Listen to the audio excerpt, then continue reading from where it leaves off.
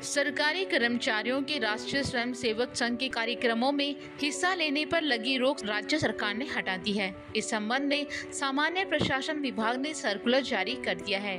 पिछले महीने केंद्र सरकार ने भी अपने कार्मिकों पर लगी इस रोक को हटाया था। 9 जुलाई 2024 को कार्मिक लोक शिकायत और पेंशन मंत्रालय की ओर से सर्कुलर जारी करते हुए केंद्रीय कर्मचारियों के RSS के कार्यक्रमों में शामिल होने पर लगी रोक हटाई थी।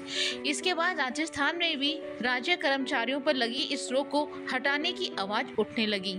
इस संबंध में कई विधायकों ने विधानसभा में भी मुद्दा उठाया। केंद्र सरकार के सर्कुलर और राजस्थान के विधायकों की मांग को देखते हुए भजनलाल सरकार ने भी राज्य कर्मचारियों पर लगी रोक को हटाने का सर्कुलर जारी कर दिया है।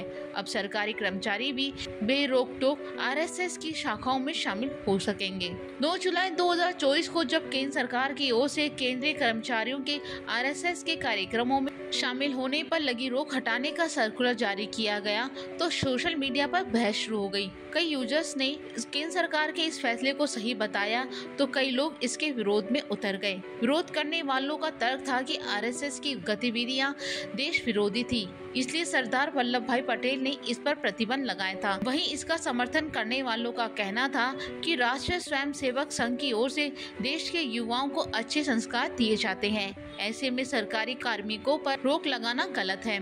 दोनों ही पक्षों की ओर से अपने अपने तर्क दिए गए। आपको बता दें कि राष्ट्रीय स्वयंसेवक के कार्यक्रमों में केंद्रीय कर्मचारियों के शामिल होने 58 साल पहले रोक लगी थी। साल 1966 में तत्कालीन केंद्र सरकार का तर्क था कि RSS राजनीतिक रूप से प्रभावित है। केंद्र सरकार ने यह भी माना कि RSS की वजह से कर्मचारियों की तटस्थता प्रभावित हो सकती है।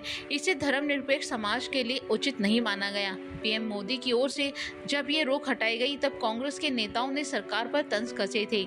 जयराम रमेश ने यहाँ तक कह दिया कि केंद्रीय कर्मचारी अब नेकर में सरकारी दफ्तर आ सकते हैं।